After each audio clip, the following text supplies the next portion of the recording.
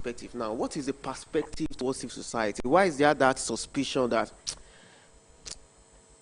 what I'm looking for again? I just wanted to give us an insider perspective.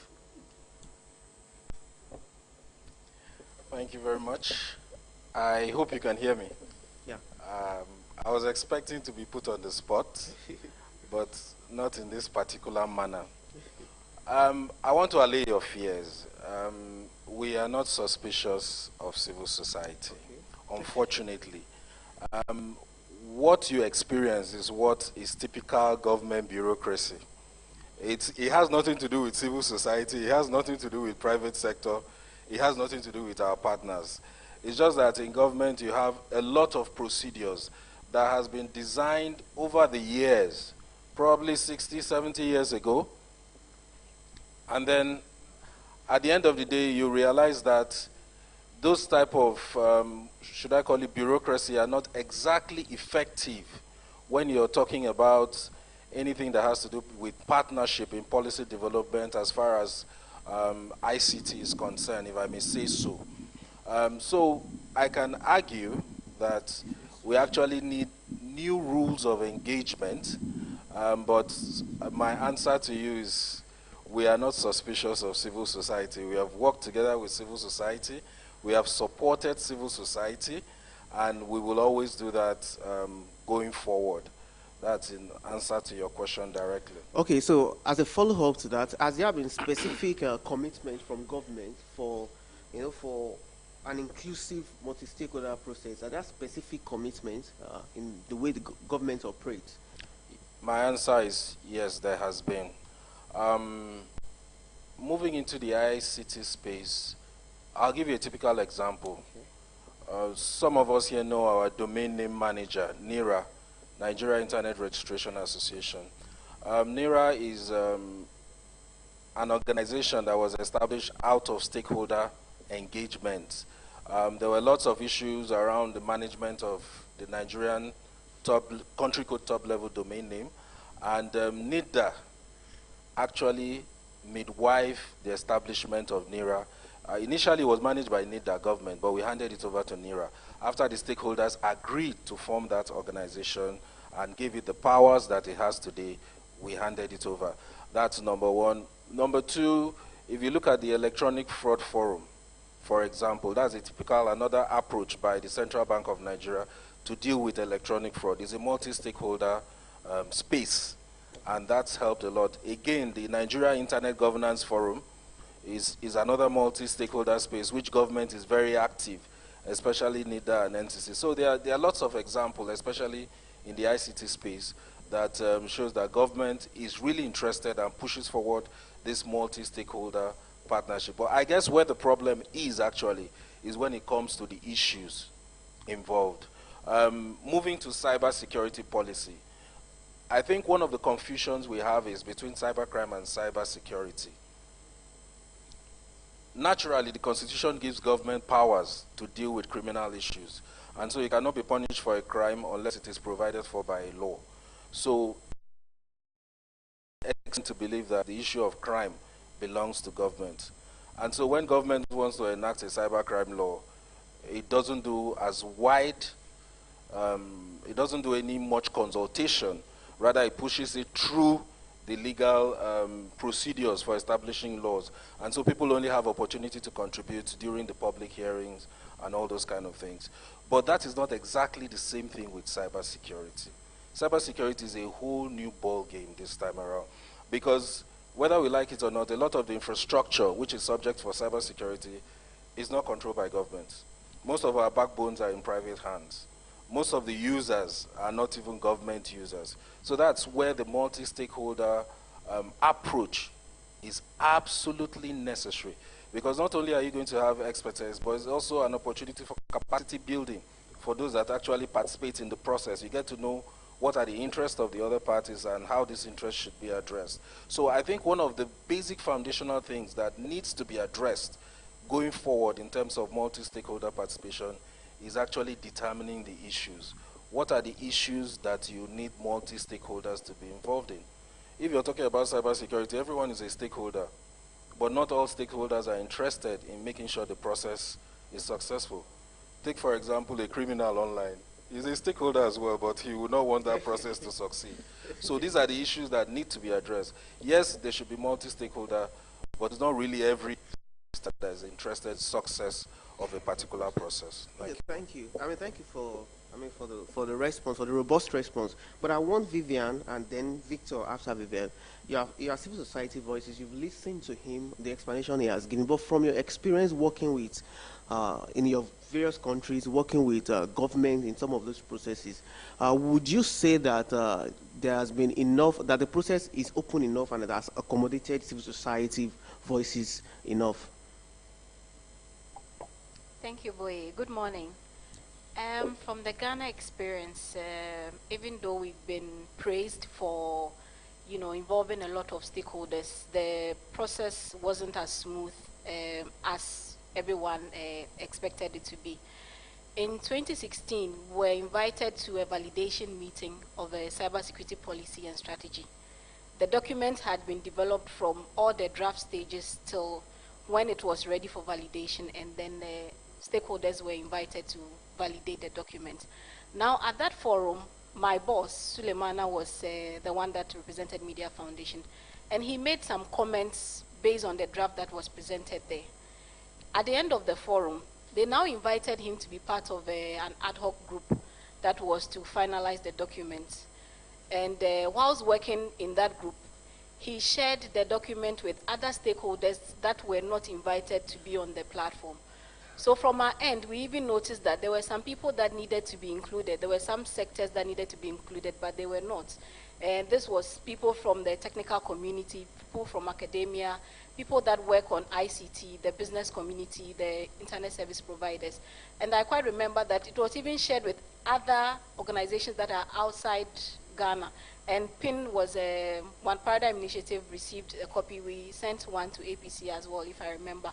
And based on the feedback from these organizations, we went back to the the Ministry of Communication then to tell them that these are the issues that we have identified.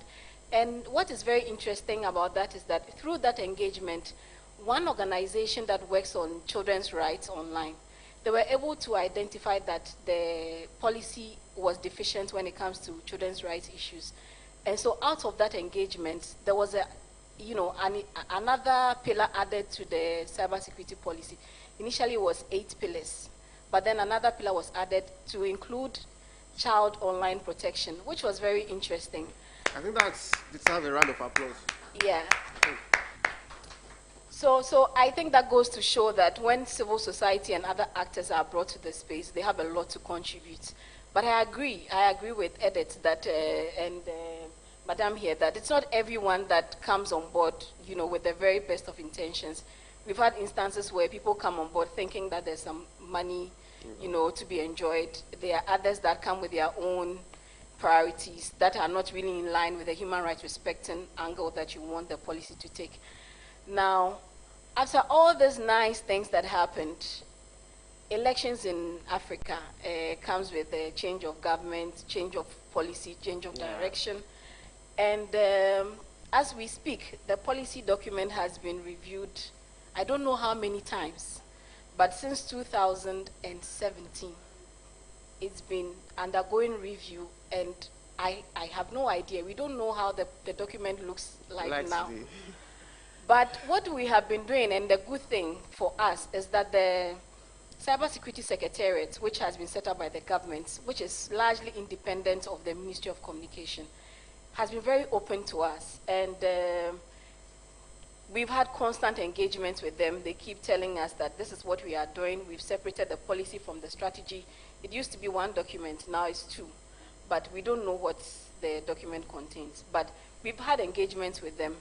Last year, we had a forum to identify the priorities of stakeholders, but as I mentioned, the review is being done, so we have no idea where it stands. But I understand that in April this year, which is ending, they are going to put the document online and open it up to civil society. Again, after so many reviews, we don't know the state in which it is. But at any point in time that we are called upon, I think it's important that we make our voices heard, and try to contribute as much as we can, because, you know, given the example from the previous years, when we're given the opportunity, we're able to make it better. So we are hoping that for this year and, you know, whichever years that are ahead of us, we are hoping that that engagement would lead to a human rights respecting implementation of that policy.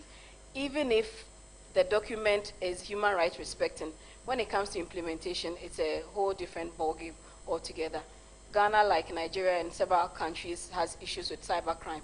And with the mobile money issues, there are lots of, you know, internet-related and mobile money, e-commerce crime going on. So we are hoping that with that issue, you know, in Ghana presently, we don't have a situation where we have a human rights respecting document, but then when it comes to implementation, it's done in a different way because of other prevailing issues that sort of negates the gains that have been made.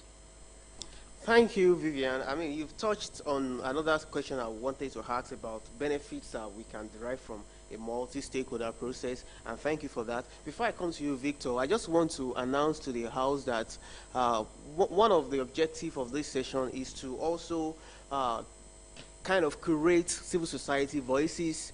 In October, later this year, there will be the Global Forum on Cyber Expertise, and the board of that forum has specifically requested for, you know, regional voices of what the civil society wants to see, what you want to see in cyber policies across the globe, across the continent. So please, I'll dedicate the final 30 minutes of this session into getting your thoughts. So please get ready, don't be distracted. I know some of us are catching up with work, but please, let's ensure that we also kind of contribute to the session. Thank you. Victor, let me have you now. Just responding to the same question from your own specific experience in Kenya. Thank you. The Kenyan experience has been, you know, a mixed bag. And first of all, I'd wish to thank Edith for his very good comments, and I hope, I sincerely wish that our government thought and actually implemented those types of ideas, because it would really make a big difference. Because given the experience that we've had, we also had a similar challenge as you did attending the ITU plenipotentiary last year. And what is actually interesting, that even the local regulator, the Communications Authority, only got permission from the government to participate days to the PP starting. So you can imagine how difficult it must have been for civil society, because we also wrote letters to the ministry, and they were not even responded to, let alone because we were writing to the regulator, and the regulator tells us that even us, we are waiting for approval.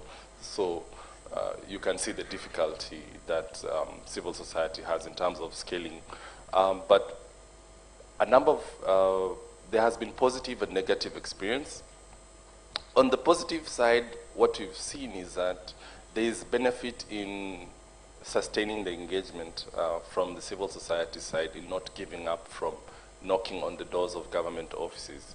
Because previously what was where there was friction between ourselves and government offices, what we've discovered is that by constantly knocking in the offices and constantly asking to engage and constantly engaging with the evidence, has allowed them to see the benefit that we bring, and also allow them to engage. Because previously, now we've learned that, you know, if you have a report, come with a hard copy. That, you know, that this guy is actually doing something. Because sometimes we don't document our work, and we don't share. Just because you put it on your website doesn't necessarily mean that the government officer is going to check.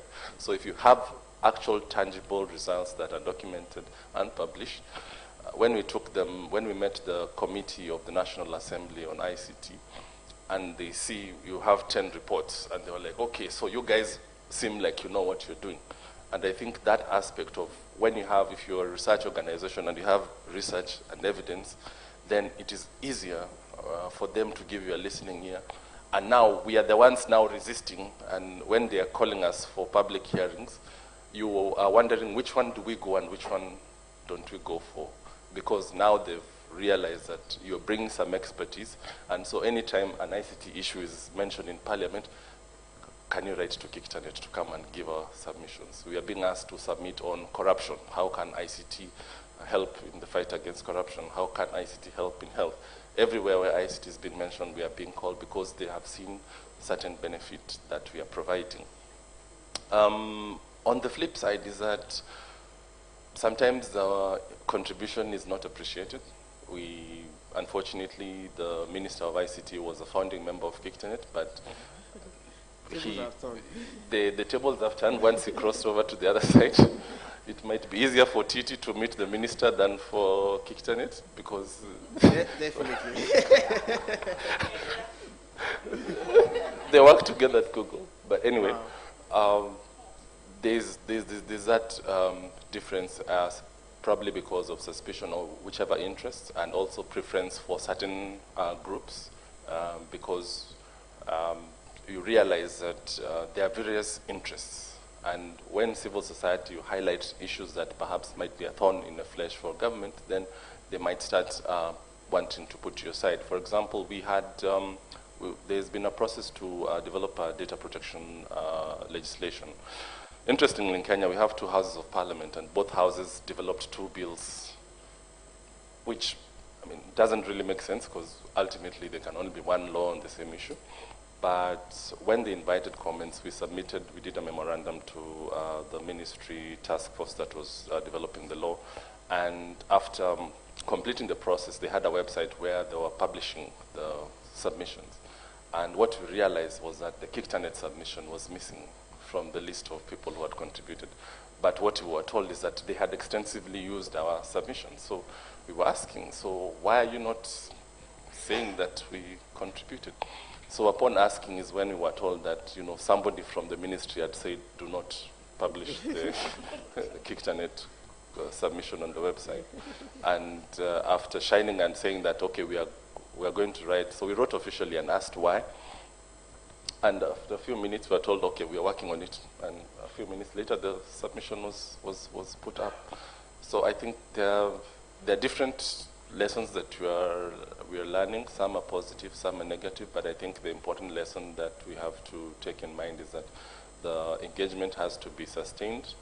We have to provide credible evidence and not give up, because ultimately these countries are ours, these governments are ours, and the benefit that ICT provides is to us and to our people, and we cannot let things just be done anyhow, because cybersecurity is everybody's responsibility. We all have a role to play, and therefore we must also have a say. So we must not give up civil society, and also government must be reminded to continue creating the spaces for people to engage with them.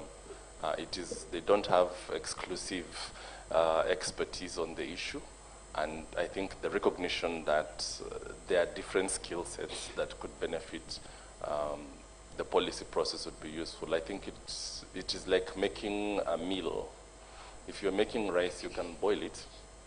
You can boil it and add salt. You can boil it and add salt and fat. You can add spices. So the best rice or meal of rice will be the one that has benefited from all the nice ingredients, Nigerian jollof. So I think that's the decision that we have to make. Thank you. Thanks, Victor. Thanks for your contribution. I think it's really very helpful. And one thing I've taken away from that is that it is not white and black. Sometimes it's white, sometimes it's black, sometimes it's gray. A mixture of everything. I want to come back to you, Kayat. There was something you said. Okay, no. Before I come to you, I would love Titi to respond to something she has said. And I'm coming to you because, you are a tech person, and because in terms of making a process open, I think technology serves a very helpful role in terms of helping, because we had barriers in the past. If you want, for example, if there is a draft document, if there is a draft law, draft policy, to get stakeholders buy-in and input, in the past you may have to start sending letters to everybody and stuff like that. But these days we have platforms that have been created for collaborative work and all of that. Sometimes I'm wondering that, have we done enough in terms of leveraging technology to to get input, because sometimes we think that people are aware of the issues, or people are aware that the process is ongoing, probably because somebody talked about putting it on your website. You may put it on your website, it doesn't mean that people, I mean, people have a lot of things that they are doing. They might not be visiting your website as often as you think. So do you think that we are leveraging technology enough? And when I say we are, do you think the government is leveraging technology? And for someone like you who work with different governments across the continent, do you think they have even leveraged the opportunity you could offer them to make some of these processes more open? I know Google has platforms for those kind of open and collaborative work and all of that. In your engagement with government, can you say that our governments are leveraging the kind of opportunities or the kind of platforms that you could afford? Thank you, Boye. So a few points I'd like to be able to start with. One, a multi-stakeholder process is not only dependent on government success, and I'm not defending government here. So I wouldn't say has government made it work. I'm a Yoruba girl. Abajo Wopola Fisoya. That just simply means you don't beat your chest with just a finger. It looks really weird when I do like, ah. But however, if you do this, there's a bit more of a confidence. If I quote a bit of Shakespeare, it's a tree doth not a forest make. You know, you don't call a tree a forest. It's a collection of trees, right? So those are critical things I want to be able to emphasize to underpin the conversation. That a multi-stakeholder process, for it to be successful, needs firm commitment from every single participant. Not a closed off. You know, there was an earlier reference made to a criminal not being invited to be a part of the development of a cybercrime bill. Actually, you'll be interested to know that a reformed criminal is probably one of your best experts, because they're looking at you from the eyes of where's the vulnerabilities. If you frame it this way, these are the ways I can get past it. So that's important to know. The second thing I wanted to be able to reference really quickly is, actually, Google doesn't have access like you think we do, because it's Google.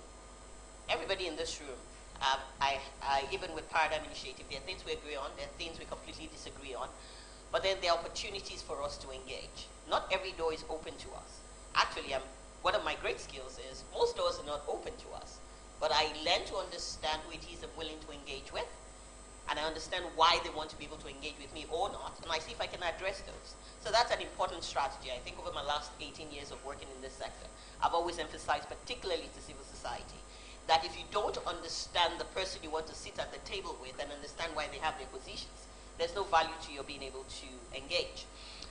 Overall, across the continent, are governments making the best use of technology? It's not all the time.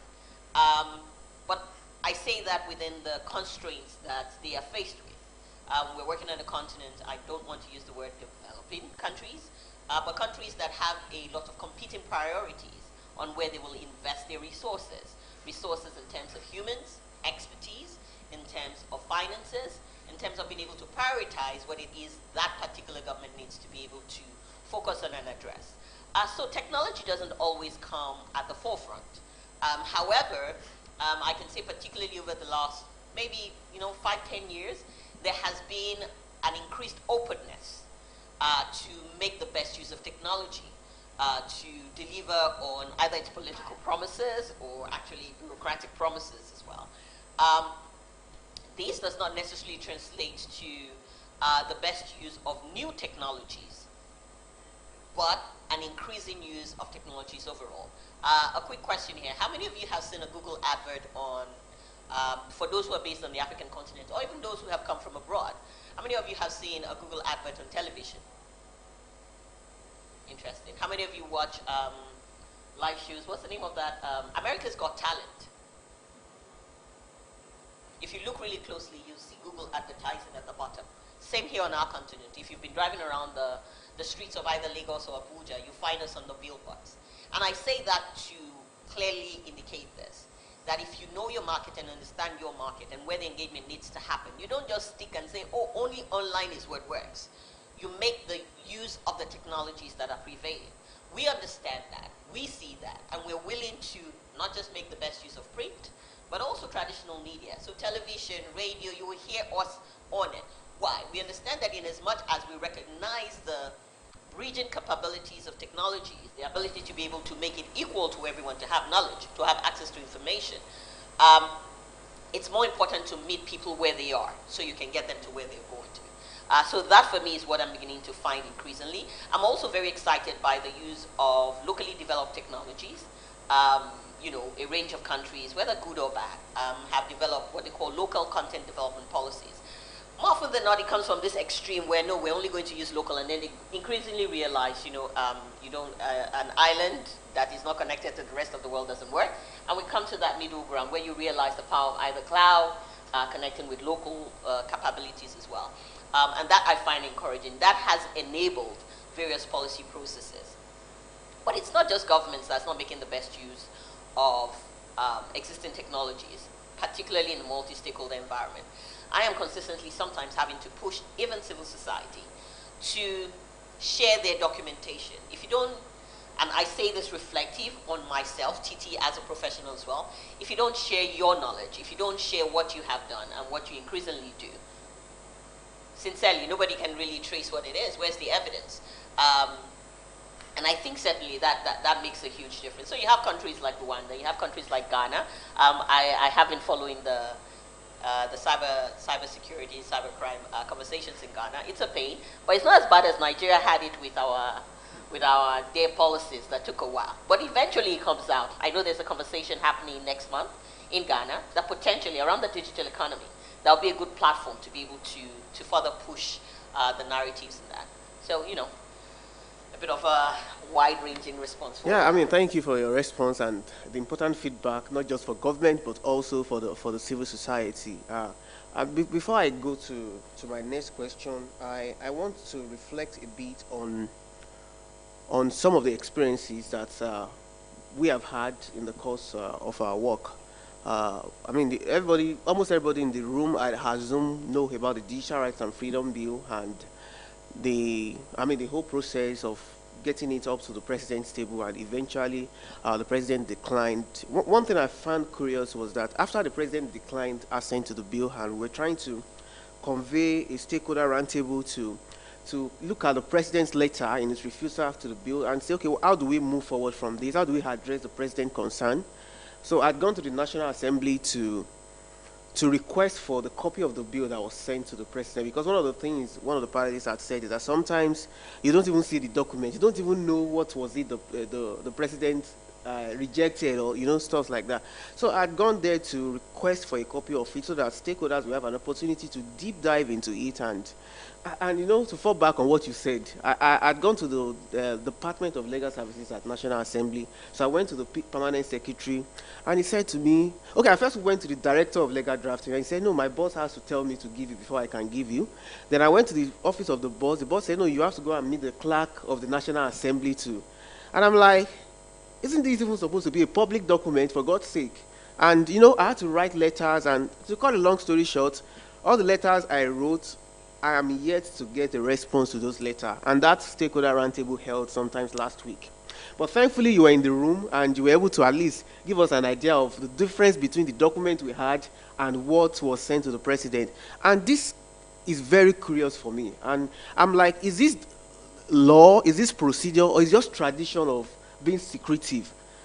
I feel that a document that is being reviewed for, a legislation that is being discussed should be available to anybody who is interested in probably making contribution, or even for research purposes and all of that. So that I'm going to come back to you, though I know you are not a legislator, and I know you don't work in the National Assembly, but I know you work closely with the Senate, and that's why I'm putting this question to you. What is that myth about making those kind of documents available to people who would be interested in probably reviewing it and having an opinion about it? Thank you. I would say, like, a couple of those reasons have been mentioned already. For instance, interest. If I'm interested in something that I want to be the sole beneficiary, maybe for my agency or my organization from the private sector. Unfortunately, we all know how things work at the National Assembly. Sometimes, I wouldn't say all the time, it's very easy to go and lobby them there and make sure your interest is taken care of. and you don't want any distractions, you don't want anybody coming in to say anything. I'm not saying it can't be stopped. It can be, and the only way it can be stopped is constant disturbance, as in, I want to know what this thing is. I need to see this document. I know it exists. So you have to provide it. If you need to be there every day of the week, please be there. Somebody would definitely listen to you sometime. But if you have this approach of, oh, I have tried my best, I know they're just trying to frustrate me, and sit back, it will never be done. And this we all know it happens all the time. Unfortunately, I would say in the civil service generally, everybody believes if you're not dropping things on tables, your assignments will never be done. It's not always the case. Persistence actually helps whenever you're doing things like this, and that's what I would always advise anybody to do. I've had so many complaints. People come to me and talk to me and complain and all that. And I'll just keep telling them, go back there. Don't stop. Don't relent. Keep pushing forward. So you just have to keep pushing. Okay, keep pushing, we will. No, seriously. Okay, it's okay. I mean, at least for now, we don't have a choice, so we have to keep pushing. So I want to come to you. This is a bit off the subject, but I'm coming to you because of the agency you work in, and I know that you intervene a lot, and you have a very wide role to play within the ecosystem, especially in Nigeria, in terms of e-governance deployment. Because I'm thinking to myself that one of the things that can also help the multi-stakeholder process is if we kind of implement an in-government system in government agencies, whereby if you need those kind of information from any agencies of government or arms of government, you don't necessarily need to go there physically, as long as it's not classified, that you could actually probably go online or to a platform that has been made available. Is there any provision or is there any guideline that NIDA has, for example, even if it's not being comprehensively implemented, or is there anything that can be leveraged in that respect to make government processes more open and more accessible to the people? Thank you very much, Boye. One of the pillars of our drive in the agency is providing government digital services. Let me take a few steps back to address the last issue you asked Rukiat. It's not really that government does not want to release those documents, even if they are public documents. The truth is that government has a whole load of procedures. There are channels for releasing those documents, and nobody wants to breach that channel because your career or your job may be at risk, and so you always have to push it through the normal channels. And unfortunately, when you're not using IT, those channels are very slow. So as a foundation, we've developed an e-government roadmap. But we have realized one thing: there are existing laws, regulations, procedures that tend to hinder the progress of IT, especially within government. You know, for example, things are specified must be in writing, must be in writing. And so we thought about it for some time and said, okay, if it must be in writing, it will be difficult to go back and change all those rules that say must be in writing.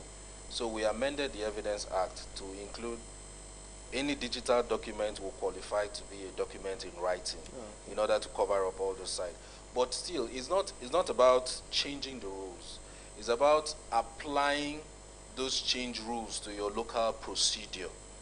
And that is where we find it completely difficult. Because even though the rules may have been tweaked a little bit, procedures are still being followed to the latter because it's been a culture over time. And changing culture is not exactly something you can do in one day. So part of our drive is to ensure that those procedures that do not breach the law, that are just ordinary procedures that have been developed for the sake of security, we can channel IT through those procedures.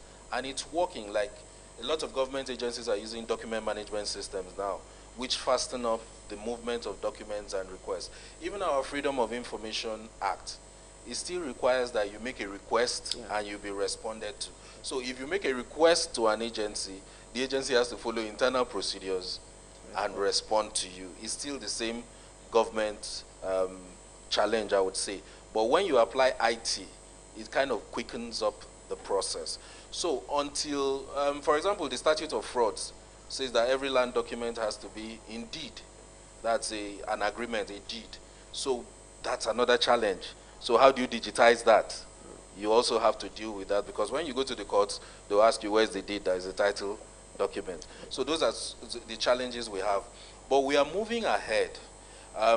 We're trying to ensure that government agencies are particularly engaged. For example, our drive on IT project clearance, for example, is to ensure that every money that is spent on IT in government is channeled towards developing government processes and procedure. And that helps a lot for us to even have a snapshot of what is going on around in government. So in a nutshell, we are pushing forward with the agenda of digitizing government, but it's a bit difficult because there are lots of structures and infrastructure that government has invested in protecting and securing the process and procedure. Those has to be taken care of, and a lot of so many other issues. But as we move on, you will tend to see changes. And again, this is one thing which I would also advise all stakeholders. Develop networks. Develop engagement channels with government. It makes it easier for you. Because if you develop those networks and those engagement channels, you can pick up your phone. Before all the procedure is done, you make a call, and the procedure starts. And at the end of the day, you get what you want as quickly as you can. There are formal channels, we all know. There are informal channels. Yeah. Informal channels helps a lot to ensure that the formal channels work properly. So that's my advice. I mean, I agree absolutely with you on that. I recall that I'd written a letter to the minister, which was very urgent, and then I called somebody I know in the ministry that there is this letter I wrote, this is what the letter is about, and I need a response. So she asked me to, she said she was not even around, and then she gave me somebody's number that she would talk to the person, so that the person would follow up with the letter. Then I called the person asked me to come over, and the guy treated the issue, and the guy told me, my brother, you know what? If that person has not called me to do this thing, that letter will be on the minister's table for months. Nothing will happen, because, not coincidentally, at that time, the minister was contesting to be governor of his state. So he was not even attending to official duty at the office. So I agree 100%. Informal channels, they work like magic. Please. Yeah, so, I mean, while the conversation was going on, somebody sent me a message. One more thing, boy, please. The views I'm expressing here are my personal views, not that of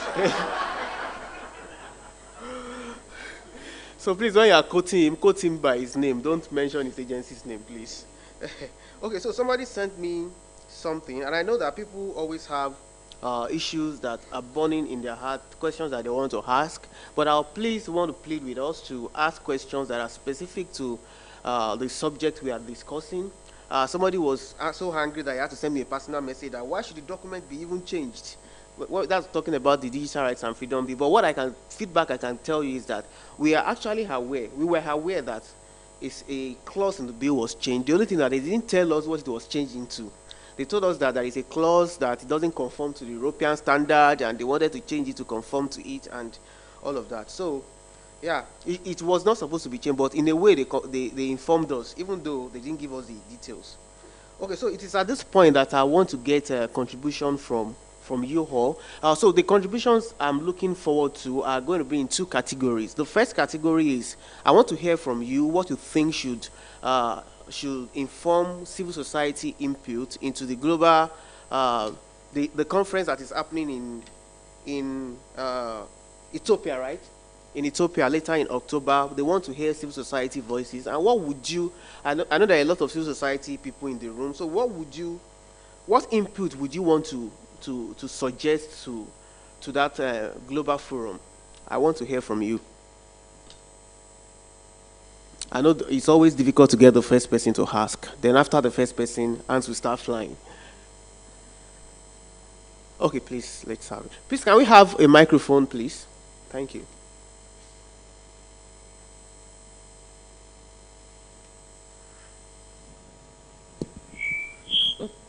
Ok, bonjour. Je suis Chantal. Donc, je ne sais pas si...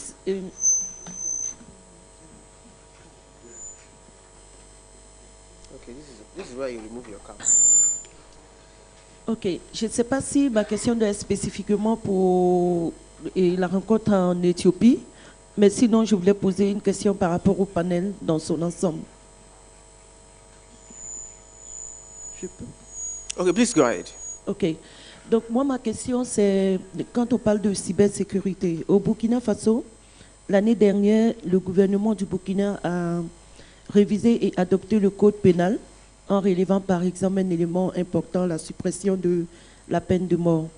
Une année après, c'est-à-dire cette année, le gouvernement décide de réviser le code qui a été révisé juste l'année dernière pour mettre en place une clause qui punit toutes les publications sur Internet et tout ce qu'il y a comme comportement sur les réseaux sociaux, juste parce que le gouvernement pense que c'est pour protéger contre les terroristes et tout ça.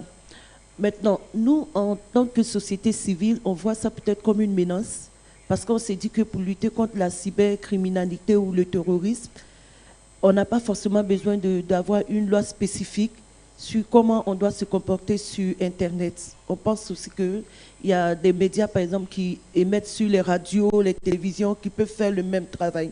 Mais on se pose la question comment nous, en tant que société civile, on peut collaborer avec l'État pour que cette loi ne vienne pas, parce que nous pensons que c'est une menace. Il y a des lanceurs d'alerte qui sont enfermés. On demande aux gens de ne plus publier sur les réseaux sociaux et la seule raison, on nous dit, c'est pour la sécurité du pays. Et dès qu'on dit ça, on se sent un peu comme bloqué, mais on sent qu'il y a comme une façon de museler en fait les activistes et les organisations de la société civile qui ne pourront plus parler librement. Donc moi, ma question, c'est, je sais qu'il y a beaucoup de personnes qui sont là, qui ont l'expérience, qui ont peut-être mis en place des mécanismes pour pousser le gouvernement à ne pas faire ces choses-là. Comment nous, on peut expérimenter, on peut avoir ces partages d'expérience, pour mettre le même mécanisme dans notre pays. Merci.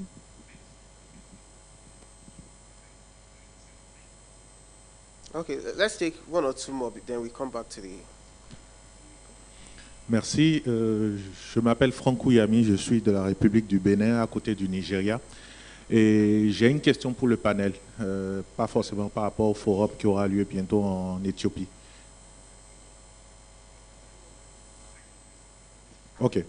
Il y a quelques semaines, j'ai participé, j'ai eu la chance d'être invité à 2 sessions de formation et d'échange avec la société civile et l'ensemble des acteurs de l'écosystème par l'agence qui, dans mon pays, s'occupe de l'implémentation de la stratégie nationale en matière de cybersécurité. Et au sortir de ces 2 séances, j'ai eu une impression bizarre.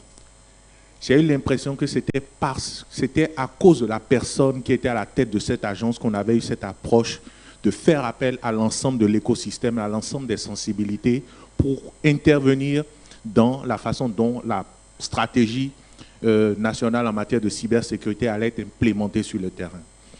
Et j'aimerais demander si des gens, enfin les panélistes, pourraient nous informer sur leur expérience par rapport à une institutionnalisation dans leur contexte des relations entre les différentes agences gouvernementales impliquées dans l'application des stratégies nationales en matière de cybersécurité ou même dans la formulation des politiques et des lois avec la société civile. Parce que de ce que j'ai entendu jusque-là, c'est plutôt des relations informelles.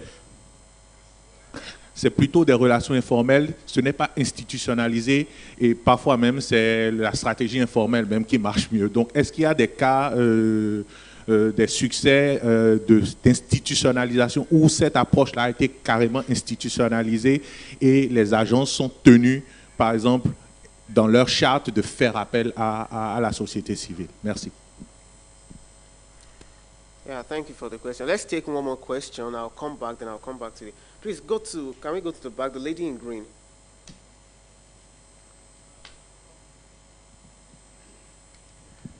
Okay, good morning. My name is Mariam Adoharuna, working with CTAD.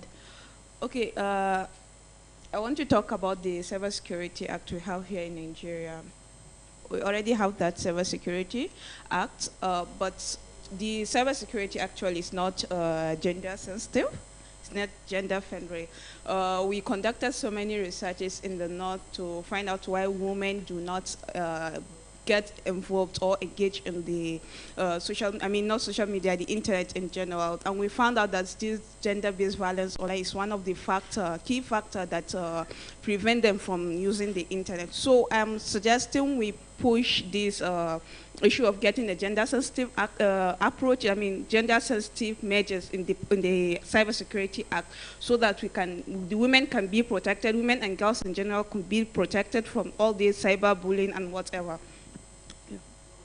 Okay, so let's hold on, then I'll come back to you.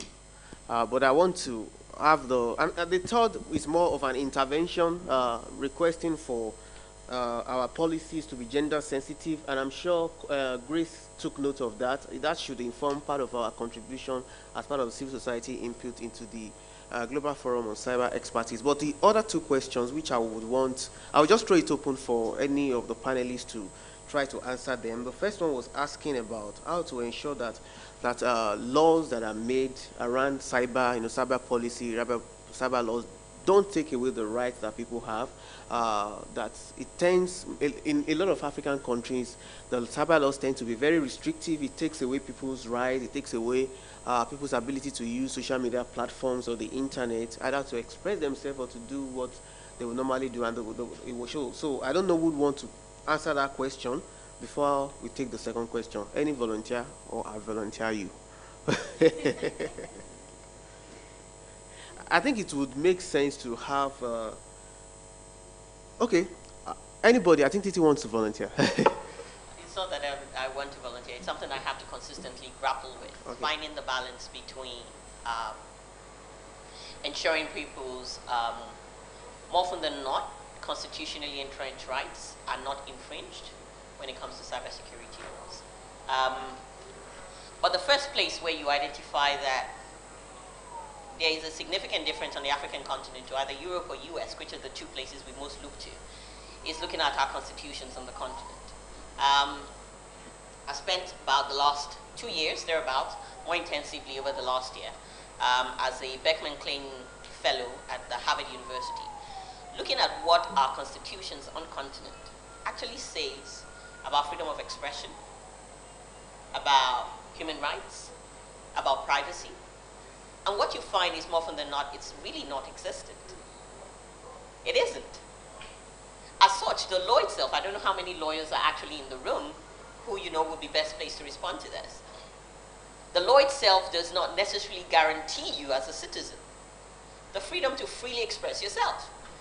So we find either civil society or even individuals insisting that freedom of expression needs to be respected, but it's not in the law.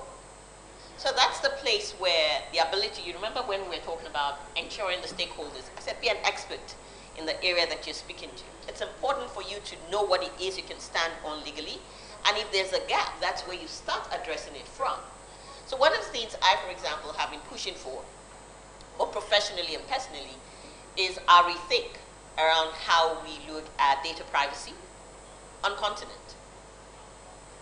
We don't have laws that are harmonized. Very few countries, I believe maybe 15 or less, actually have data privacy laws in any format at all. And we're not even talking about data privacy institutions. So for me, the ability to be able to ensure that in putting laws that justifiably need to be able to address the security concerns and increase in crime online in place, that they don't infringe on human rights, is being able to point to those human rights. Where there's none that exists on continent or in that particular country, pointing to agreed international norms is a good thing. However, that is hard to achieve if you're only brought into the process much later, or if you're brought into the process but have no visibility on what the final documents look like. But persistent pays.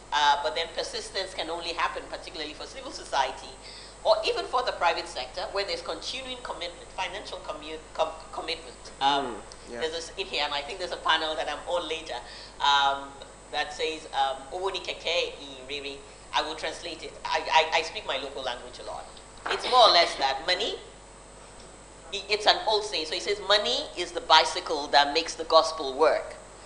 So if you translate it really, the ability to stay consistent and persistent and continue to grow your expertise is very much dependent on your having the right resources to make that happen. Which then goes to a point that I believe you had inferred later, that those informal connections matter. Formal or informal, your ability to stay connected and know the right people, or know the people who know the right people to get your message across really does matter. I've inferred the fact that I've been in the sector for about 18 to 19 years this year. And what has worked for me is literally sometimes just showing up at these conferences and staying connected and knowing people so that I can actually use that to make a difference. So finding that balance is hard. It takes consistency, but it's doable. But first know where the gaps are, what the law says, and demonstrate the value to having those specific areas addressed. I wish that, we don't have time on this panel to be able to speak to the specific areas of concern.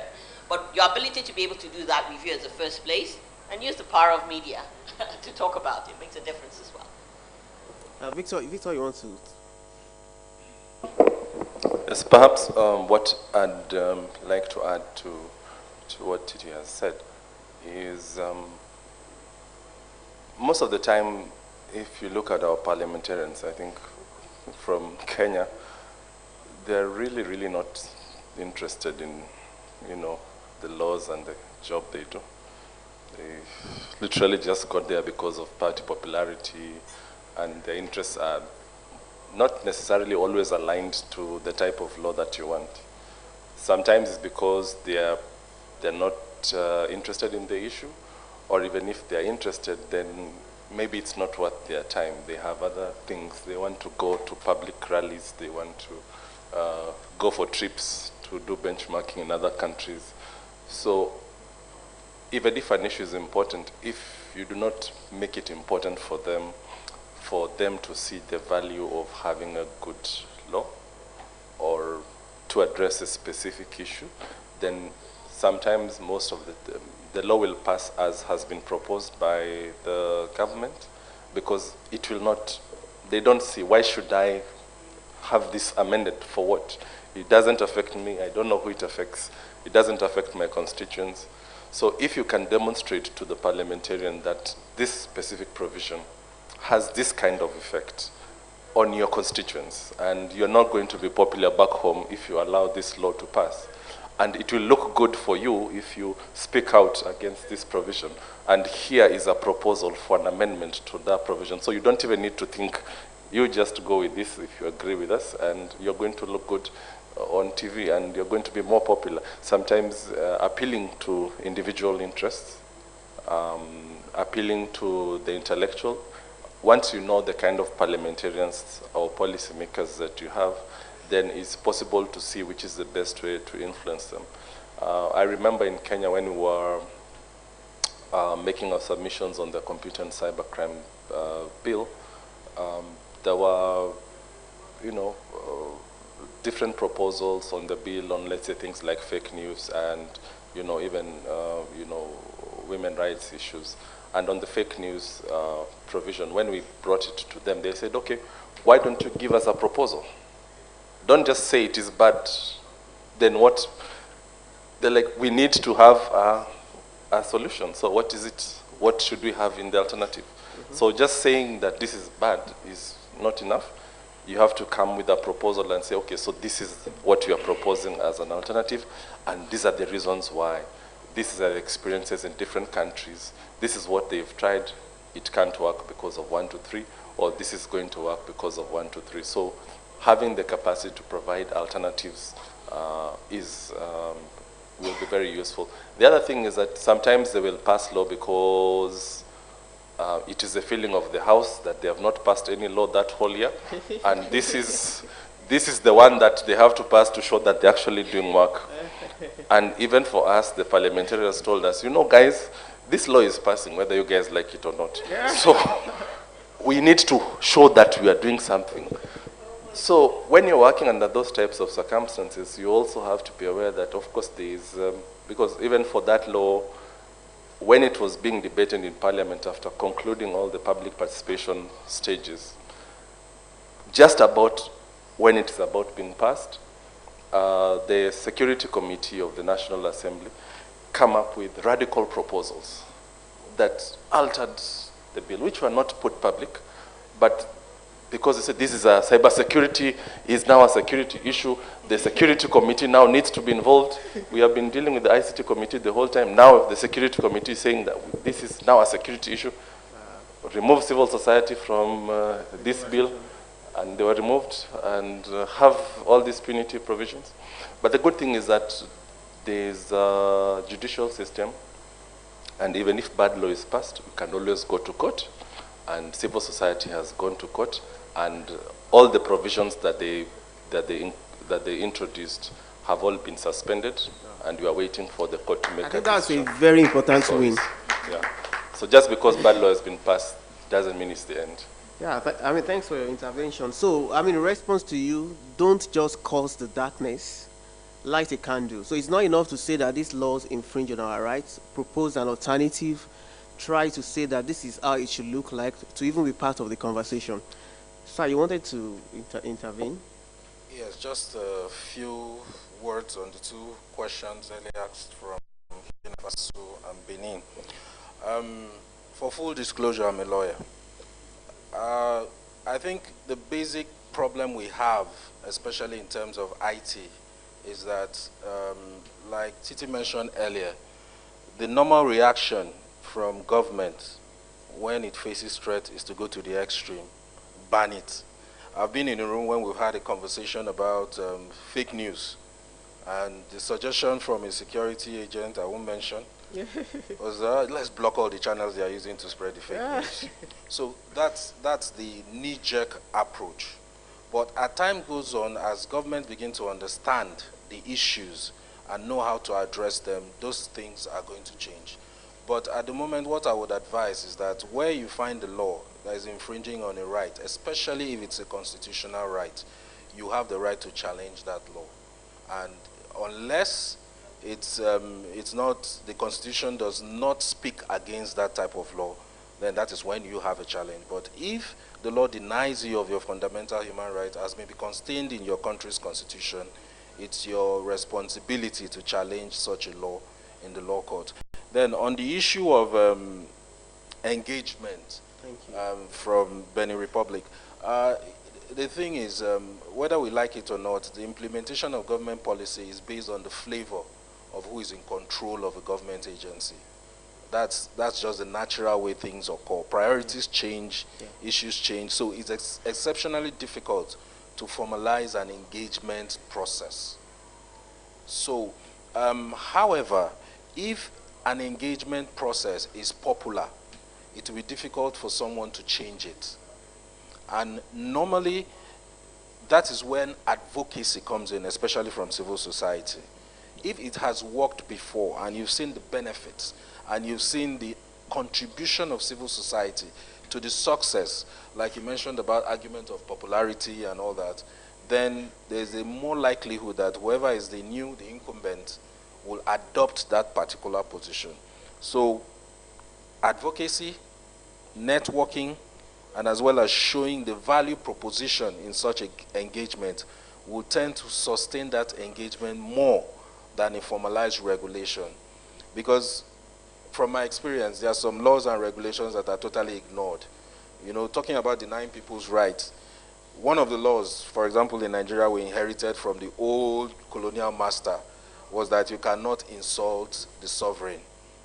That law is still in force, but because, what's it? We just ignore it. Nobody goes back to that law. So even if you have a formal engagement channel, it can be ignored. So it's that advocacy, networking, as well as showing value proposition that will be able to sustain whatever engagement model you have with government. Thank you. Yeah, thank you. Thankfully, you have addressed the other question. So I'll take Vivian's intervention, then I'll come back to you because I want to hear more from you. Vivian, please, can you? Quickly, I just wanted to share something that has worked for us at Media Foundation in terms of engagement with ministries, with departments. Yes, political heads will always come and go. The ministers will always be changed. But at the ministries, there are department heads, there are permanent secretaries, depending on the structures. So what you can do is to have formalized MOUs with some of these departments. And we've done that in our local governance project, in which case, whichever assembly official comes in, or whichever minister comes, there is some sort of formal relationship with the technocrats at the ministry. And most of the time, the ministers, and I say this with all due respect, most of them are clueless about, the ministries that they occupy anyways. So it's the technocrats that advise them. So if you have this kind of relationship, and it can be formal, it can be informal, you have with these technocrats or somebody at the ministry, it helps when the minister comes or when there's a new person heading the ministry, they are able to influence them, give them advice, tell them that these are the organizations that you can work with. I mean, the current Ministry of Communication in Ghana, we didn't have engagements with them before. We didn't know them when they were in opposition. But based on the engagements we had with some of the technocrats and even the National Cybersecurity Advisor, who is presently working with the government, we had some form of engagement with him. So when the new government came, he was able to advise them. And we've had that kind of open, door for the ministry. We've had engagements with the present minister, and we are constantly in touch with the National Cybersecurity Advisor. So beyond the political heads, you can cultivate, relationships within the ministries, within the department, from the people that work there, permanently. There are people that are staff that they can help you. You get your letter there and they're able to move it around. They're able to give advice to the minister and the people that matter. So beyond, the ministries, the heads, this is what you can do in terms of, formalizing the partnership. Thanks, Vivian. I hope those addresses your concerns, right? Okay, thank you. So I'm coming back to a lot of hands were up, but before I'll give the mic to anyone, I have just 15 minutes before the end of this session, and I still want to come back to my panelists to get their final remarks. So I'm going to spend the next 10 minutes faking your contribution and question. But what is key is that I would want you to go straight to the point. Please, no stories, hit the nail on the head. And I would ask you, please hold the mic while the person is talking so that you will be able to withdraw it if the person is taking too much time. So don't hand over the mic. Please just put the mic on the... So who want... Okay. How many hands do we have? Can I see the hands so that we count? 1, 2, 3, 4, 5. So we have any other person. Okay, so we have those 5 people. So you can start from that extreme end and you come all the way to the front.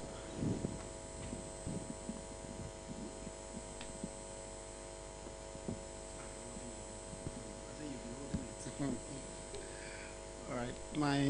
My name is Ifyo Komorin. I work with CYA. And my question goes directly to Titi. And I just want to quote some of the things that she said. She said that increase in the use of technology comes with increase in abuse of technology.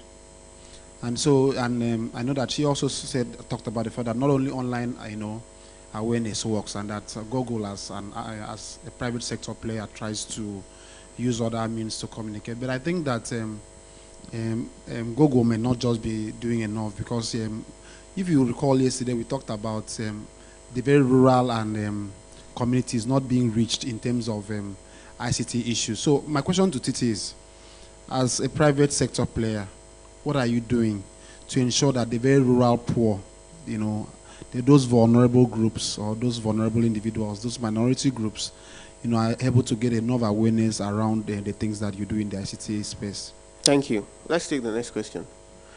And it doesn't have to be a question, it can be an intervention. Recall I said that we are trying to also curate civil society input into the Global Forum on Cyber Expertise Forum later in October in Addis Ababa. So it could be an intervention, it doesn't have to be a question. Okay, good morning. My question is a kind of bit diversified though. Yes, we have cybercrime law. Sorry, please, I asked you to hold the mic. Okay. Yeah, we have cybercrime law. Good and fine. But at the same time, most of the organizations, okay, we know the cybercrime law, when you commit a crime, the government hold you responsible. What are the laws also put in place to make these organizations, private, government, more secure? I can tell you 75–80% of government and private organizations in Nigeria do not run pen tests in a year. Sorry, I didn't get that. 75%? 75% to 80% of government and private sector in Nigeria do not run penetration testing. Okay. They don't know their vulnerabilities, of which if a cyber, maybe they want to be a cyber attack, to any of those agencies is quite easy. Sorry, let me just leave it there. Thank you for making it brief. The third person there. Don't worry, she got it. Okay. You can go and sit down. Thank you. Okay, good morning. My name is Bolu, and I just want to say two things. First, Edith, you mentioned something on government parastatals and involvement with cybersecurity experts. Is it possible to have more cybersecurity experts on government parastatals, not just as outsiders this time around, but as insiders? Because sincerely, one of the major challenges we have is many of these people we have in our own government are scared because they do not even know the first thing about internet, in all sincerity. And then secondly, we all know in Nigeria, once it's a new government, it's a new project.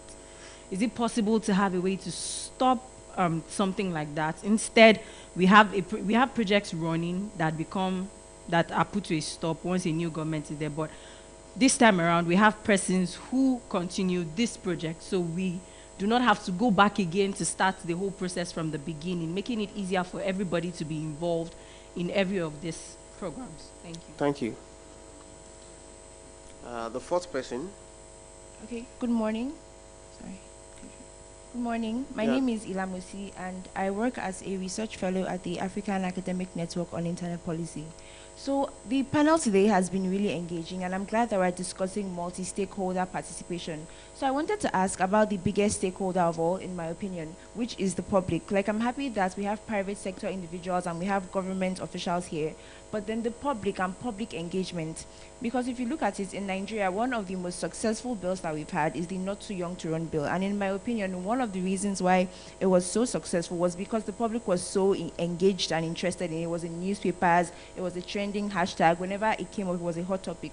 So my question is for the panel generally, how or what in your experience is the best way to engage in the public in policy discussions on cybersecurity?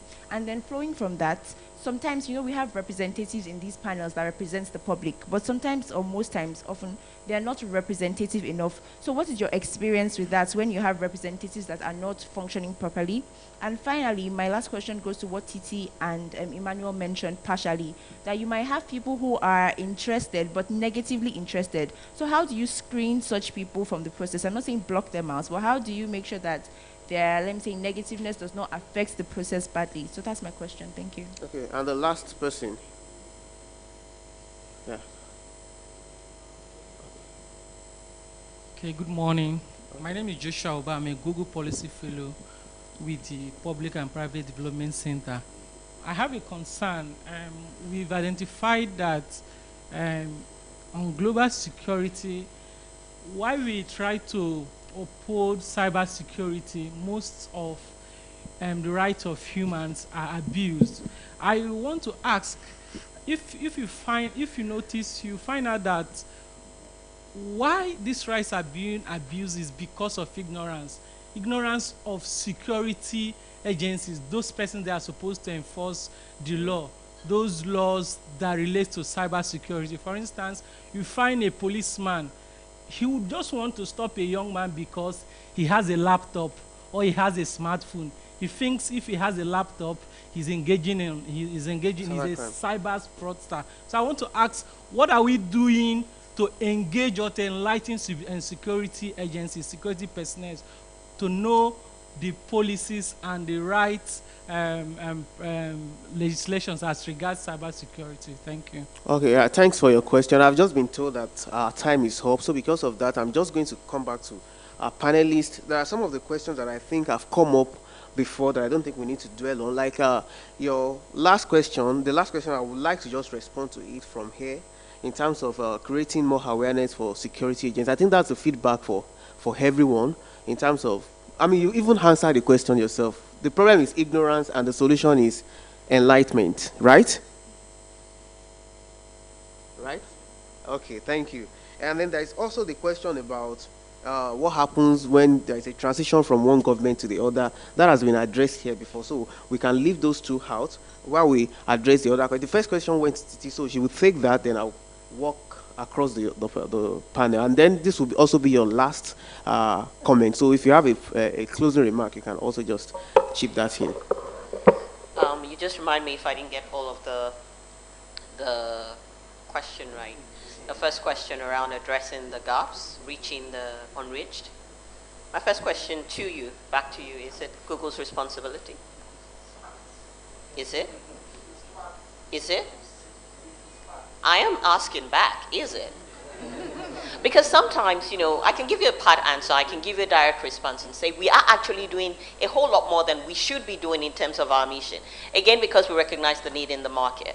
However, in as much as you want a multi-stakeholder process, you can only do so much, particularly as a foreign private sector institution in country to make a difference.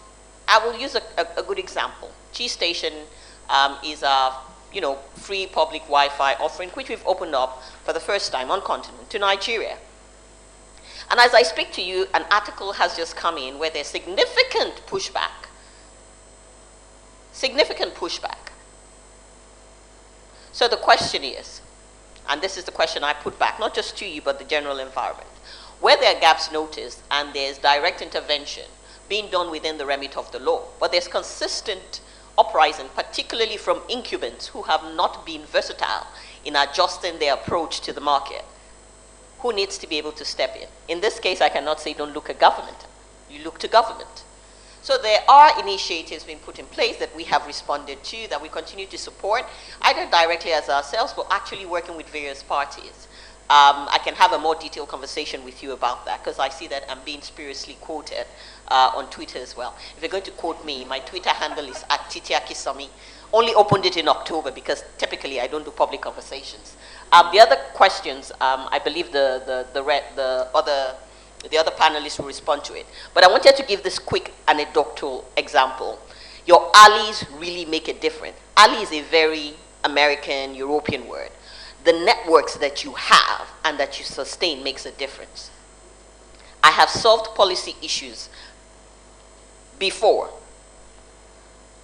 based on my skills and my ability to make jollof rice. I am not kidding with you. It's not the Nigerian government or the Ghanaian government. It was a separate government representative. And we were sitting on completely different sides.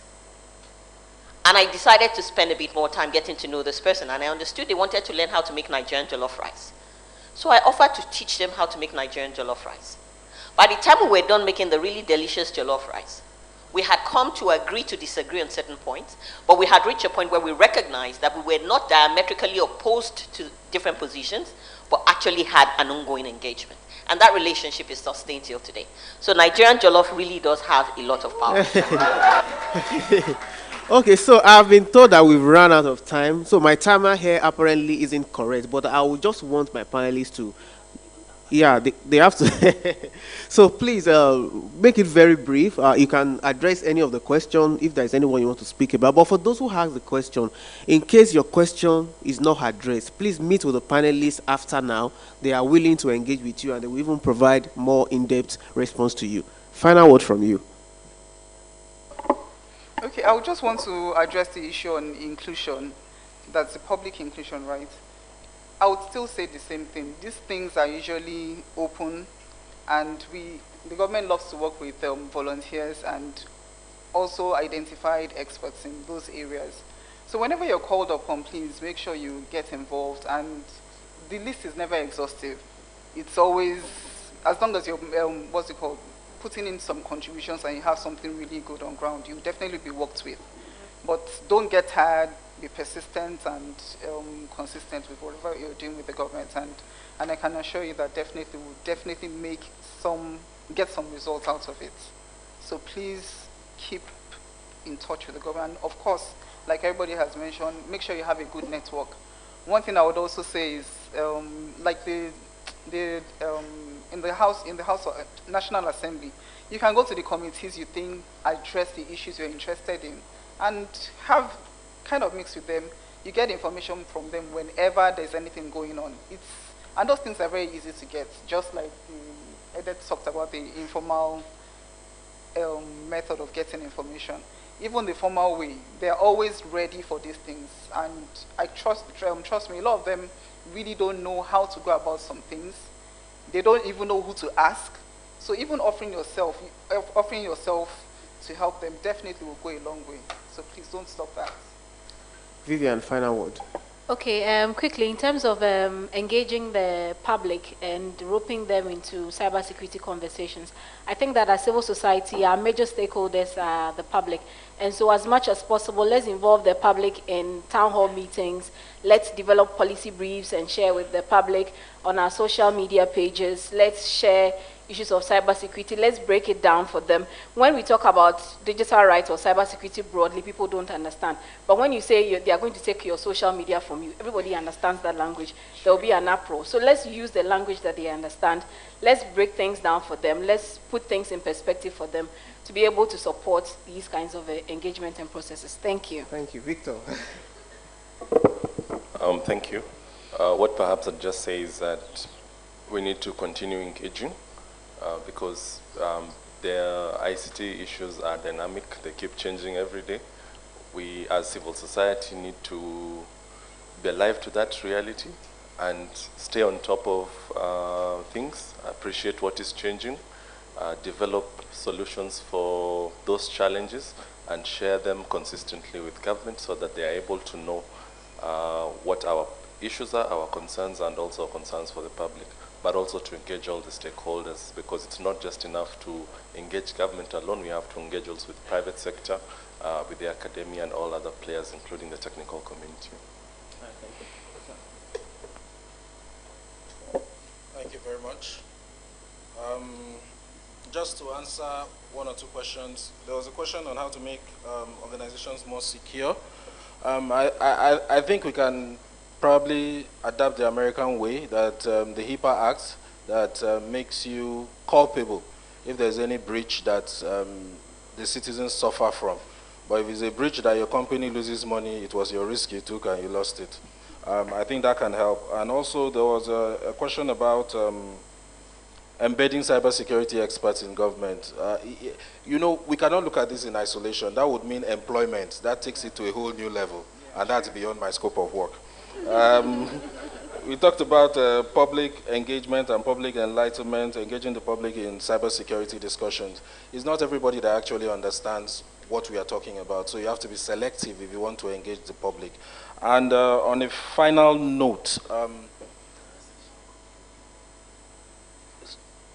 multi-stakeholder engagement is not an event. It is a process. I like the cybersecurity document for Mexico. I like what they call it. They call it a living document. That means it changes. So it's a living process. It's an endless process. From conception to drafting the document, to implementing the document, to reviewing the document and re-implementing. It's a continuous process. And it's not the responsibility of government alone. It's the responsibility of every one of us. And I would encourage anybody who is a stakeholder to put forward their positions in any issue as far as cybersecurity is concerned. And I'm sure the government will listen. After all, the government is there for you, and we buy from the same market. Thank you very much. Thank you very much, sir. And that brings us to the end of the session. Please, a round of applause for our panelists for their insightful contributions. And quickly, let me announce that immediately after now, the session that will be happening here is also talking about multi-stakeholderism. It's called Internet Governance, Multi-Stakeholderism and Participation in Assigned Names and Number Sector. Then at the Nnamdi Azikiwe Hall, we'll be having the role of technology communities in development